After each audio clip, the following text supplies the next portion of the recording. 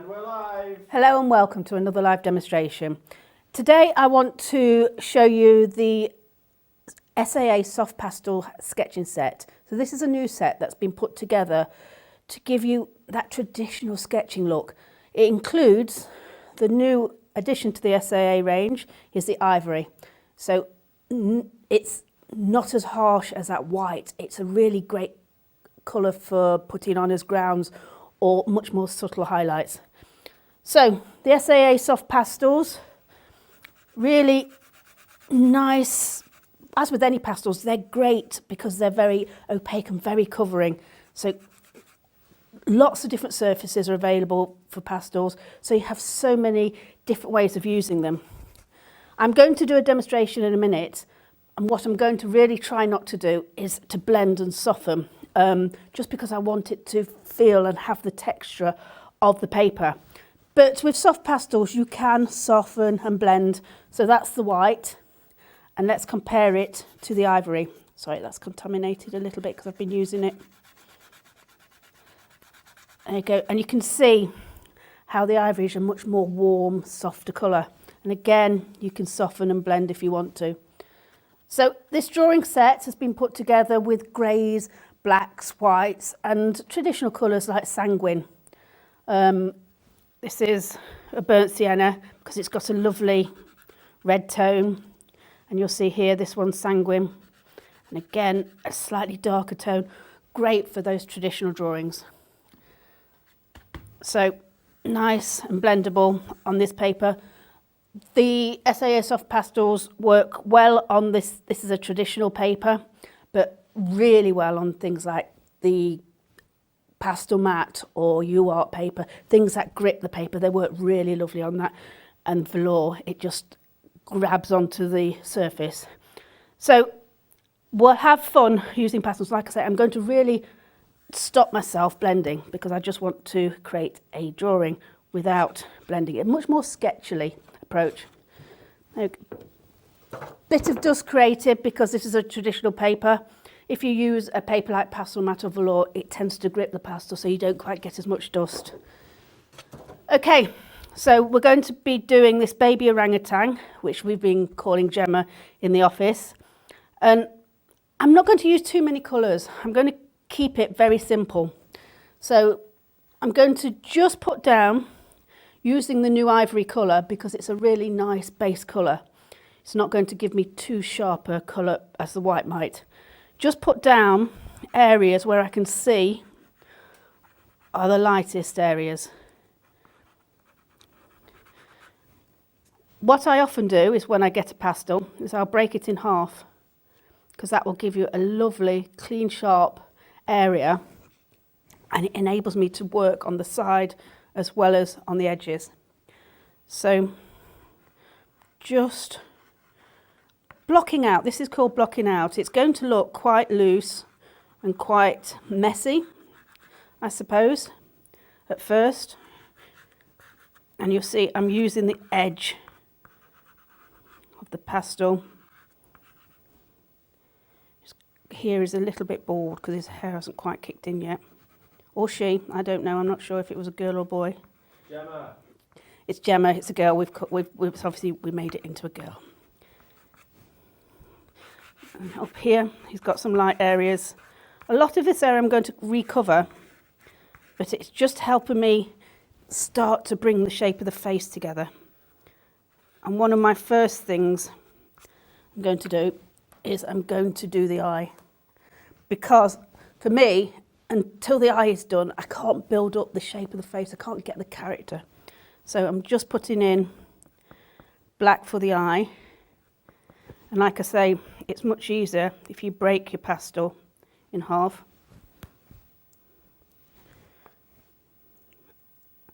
And then I can use the sharp edge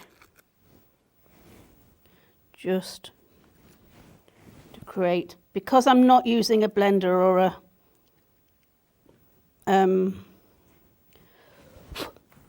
that's taken a bit too much off. It's easy enough to cover. The great thing about pastel is, now don't worry about that, I can take that off in a minute, is that you can go over. So even with the darkest colours, what I can redo is go back over with the light. Because I'm using it quite sketchily, I'm not going to blend. So normally what I would do is I use a stump or tortillon to go in and push it into the paper. I want the paper to do the work. So I'm quite messy, so bear with me if I get it all over my face and all over my hands and over my paper.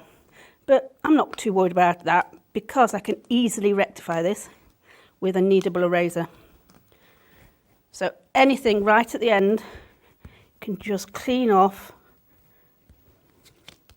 your surface and take back off any pastel which is a bit loose or in the wrong area. So this is quite a soft black. It's tended to have broken up a little bit on this paper. But you can see here I'm using a kneadable eraser which is self-cleaning, so what I'll do is keep kneading back into the eraser and you can see how that lifts off the paper. I'm not rubbing into it, I'm literally just lifting off. And this is also, that black was very soft once I broke it. What I also can do is use a dust blower. So you can see there, that's really cleaning up the paper. I will get finger marks all over it. You'll see at a later date I will have finger marks all over it, so I'm very used to doing this. There we go, that's nice and clean.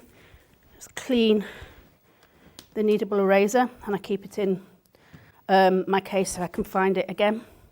So eyes, not quite done, but they're done enough that I know where they are. I can feel the character in the orangutan. Okay, so I'm going to go in with sanguine. Luckily this orangutan is that lovely orange colour, but I'm not going to do it. I'm going to still try and keep it very loose. I'm just blocking areas of colour which you can see here. I will try and, at the last stage is when I'm going to start to follow the direction of the fur or the hair. At this stage I'm just blocking in and trying to think about shape of the face and how I can build it up into a three-dimensional looking face. So I'm just looking, where can I put colour? I'm going to put this colour here. It's not the colour I'm going to finish with. I think it's going to give me a nice base. Yeah. So still looking very messy at the moment. Doesn't yet have any structure. But this is the great thing about drawing, is you keep working at it and it will suddenly start to pull together. A lot of this is still me working out where the colour needs to go. So on his head, her head, sorry, we've got some very fine hair just coming across the top of the head. Just using the texture of the paper. This is where the texture is lovely for this kind of hair, because it doesn't give you clean lines, it gives you a much more wispy line. So at the moment I've only used the ivory and the sanguine, and I think I could, and the black just in the eye, and to be honest I don't want to put too much colour on. I don't think I need to, because I think this is even now starting to build up. Still very messy, still looking a bit harsh. But what I'll do is you'll see as I start to introduce new colours how they can start to, I want to add, which was this, burnt umber, and I'm going to add a little bit of a yellow, which is going to be the raw sienna. So I don't know if you can see these, but they are lovely, still very muted colours, very natural colours. So I'm going to start just looking around the eye, start adding some yellow in. Mixing pastels, you can, and you'll see as I start to add more colour, you can layer and mix that way. It's not quite the same as mixing with paint. It is a little different, but what you can do is you can alter the original colour. I would normally want to start to blend in and soften, but I'm really trying to work in a different way, just because I want to have a sketchy feel. So I'm just really trying to remind myself what I'm trying to achieve. I want it to feel sketchy. So that's a nice colour there. And I don't know if you can see, but that, for me, it's now starting to build up. What it's doing is self-blending. Adding this other colour is now starting to blend and create a much more smooth surface. So where the skin is, as opposed to the hair, I do want it a little softer, but I don't want to use my fingers to create that. So all I'm doing is using the pastel. If I start it to blend and soften, it will push the pastel right into these little pockets on the paper. And I want those to show through. I like that effect. I think it just adds texture and a little bit of character. Okay.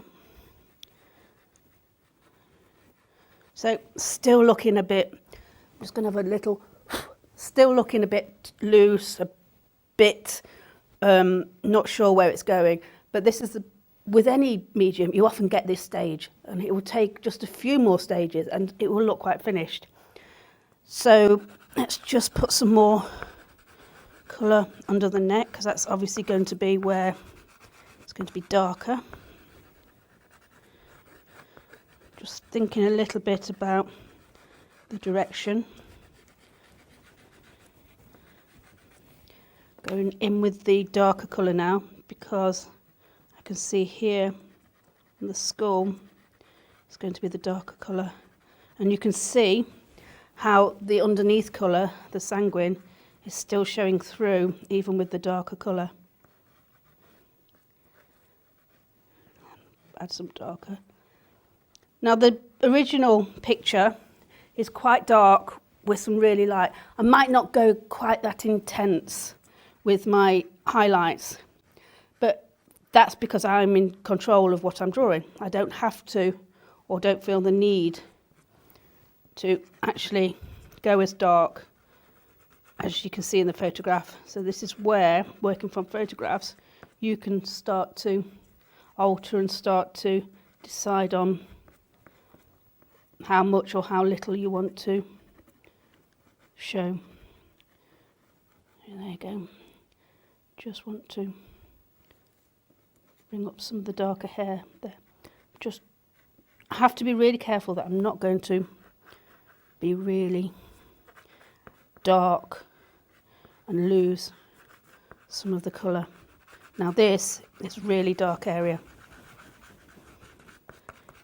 I might even put some black in just to finish off, but the darkest colour I'm going to leave till the end, because I don't want to make it too dark too soon. I know I can go back over with lighter colours, but they don't have the same impact as they do if they're put on the original paper.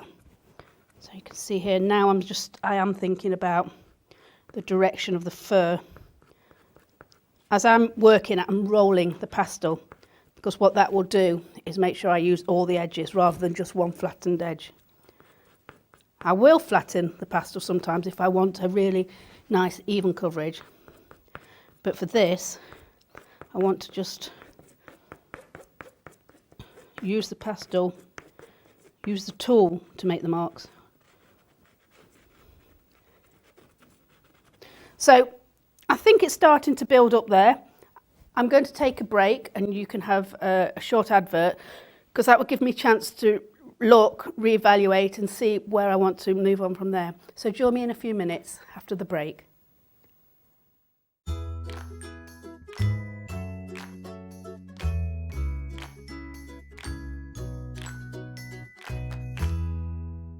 Let us bring out the artist in you. If you'd like to learn how to paint or improve your painting, the SAA is here to inform, encourage and inspire you every step of the way. When you become an SAA member, you get so many benefits. including the free bi-monthly newsletter Paint, packed with inspiring step-by-step projects, fascinating articles, and detailed information to get your creative juices flowing. Discounts on over 13,000 art products featured on the SAA website and in the Home Shop catalogue, with free order line and free delivery in the UK mainland.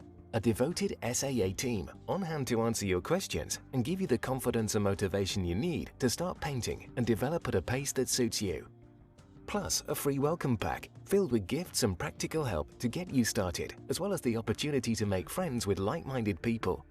Best thing about being a MAT member is the inspiration from the magazines, to be able to purchase things at a very reasonable price. Yeah, you get the reduction on all the materials, the advice you get. I could shop from home. It's a community. It seemed like a very friendly sort of organisation. If somebody's thinking of joining, don't spend too long thinking. Just join. They'll love it.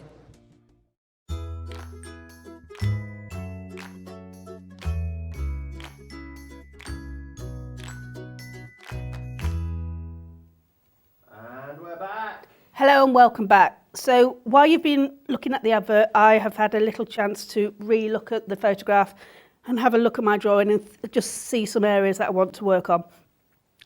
Hello to Amanda, who is watching now. She says she's bought this set and she says it's perfect for animal drawings, which is what I'm doing. The set was put together for ideal for sketching, but yeah, the colours are lovely for animals. And as it happens, this orangutan suited this colours that were in the set. But why not choose a subject with a lot of colour and try and break it down into base colours like tonal values using the greys and the ivory and the whites? That's always another exercise to be able to see something differently. So let's carry on with Gemma, and I'm just going to bring a little bit of light back into here so you can see how the ivory is really nice to bring back just a little. It's kind of blending, self-blending itself. I'm going to very lightly put on some more colour in here and blend using the white. So as much as I'm resisting using my fingers, I think it's the blending is already working itself. So I don't want to normally jump in with the black straight away, but I'm just feeling I'm starting to lose a little bit of where I'm going. So what I'm going to do is put the black on. So nostrils here. Go. And then the mouth is going to be one of the darkest areas, and it's got baby teeth, two little bottom teeth. Sorry. Okay. And you can just see, even by doing those few marks, how that's just jumped together. Excuse me while I just blow the dust off. You can get dust blowers that work really well for this, that you don't have to blow onto the page yourself. So now here is going to be darker, just around the face and under here.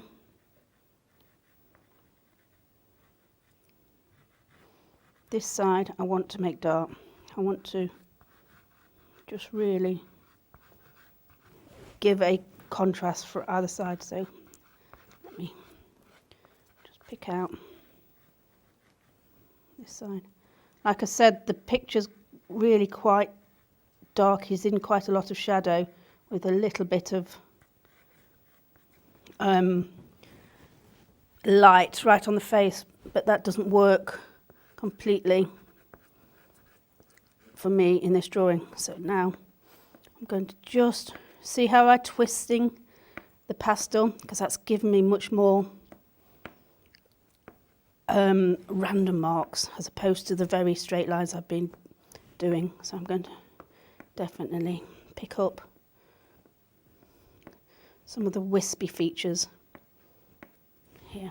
And again, I'm going to do the same with the black, just so it kind of feels like I haven't just created very straight hairs, because hairs are quite wispy.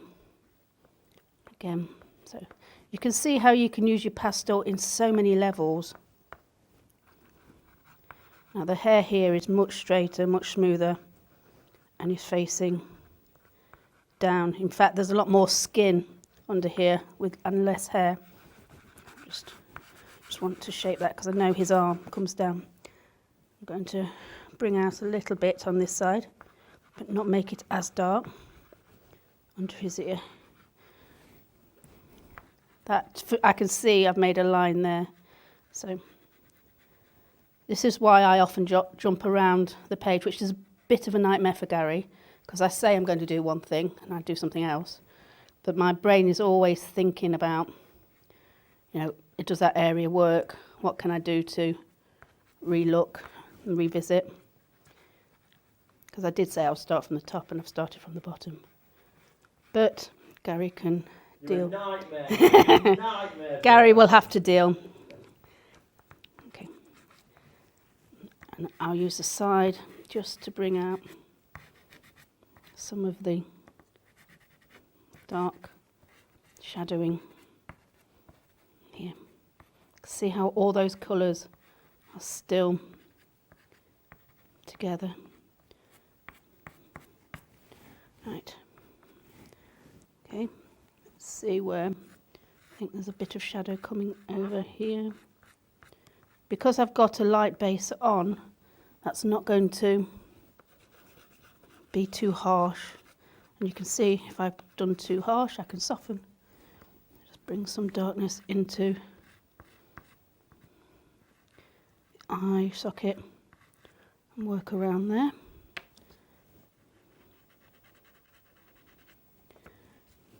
Ivory.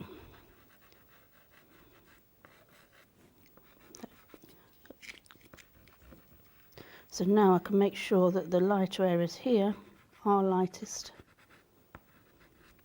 You can see there, I can go back over, I can revisit, I can add white on top of the dark colours, which is lovely in pastel. So I've got the ear to do, so I'm going to work on the ear, keep going over the same areas because I want to push the sanguine, I've got that in my hand, into the paper and create a soft texture. And I'm going to use the ivory for that. And you can see, by really working and softening, I'm creating that lovely pinkness of the ear. Very, very light at the moment, but that's easy remedied because I can go back in. That's black. I wanted this colour. Just decontaminating. This really, I should use a tissue or something, but I haven't got one, so just decontaminating that. This is how I get so dirty. I tend to use my hands to clean. Okay. And look at the shape of the ear. They're very much like a human. They have unique shapes. So at the moment, that just looks like it's sticking onto the side of the head. So I just want to make sure that it attaches itself by adding some colour. So I'm just going to finish working on the hair by adding some more of this beautiful sanguine because it's a wonderful colour for the orangutan. And you can see here I'm now just strengthening some of the orange on this side. By doing so, I'm going to just darken the ear a little bit. It's just soften because it is in a bit of shadow.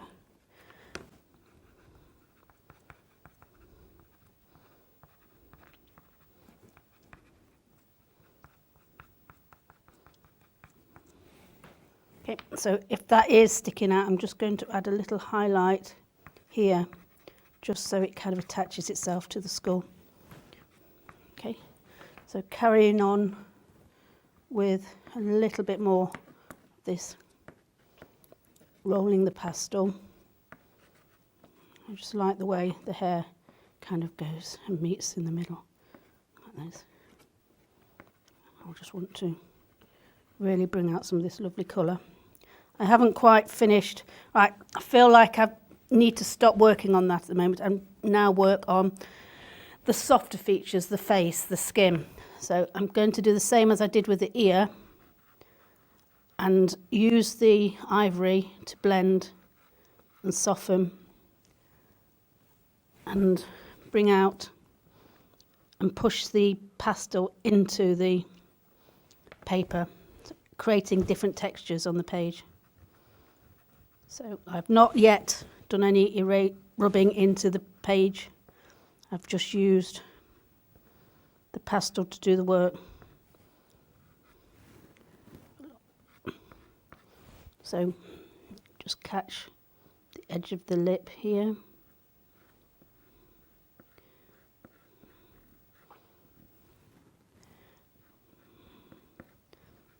There you go.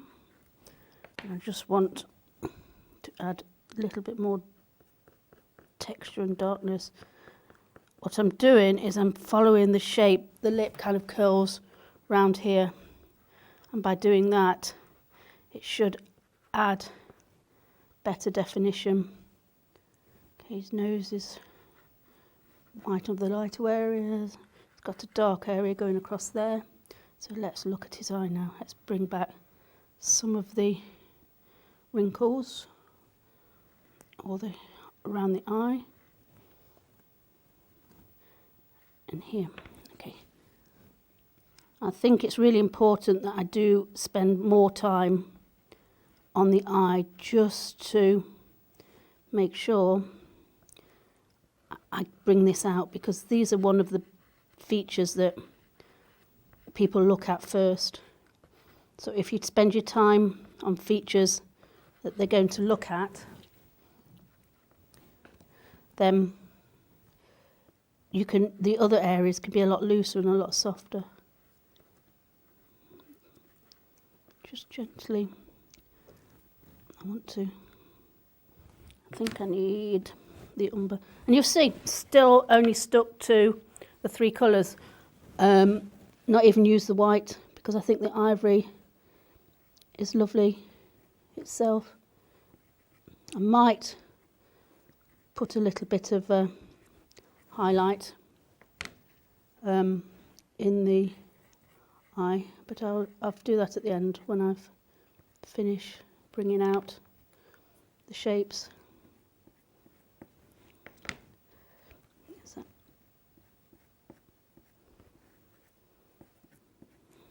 Right, black. I'm just going to make sure I have the eye as black as I can.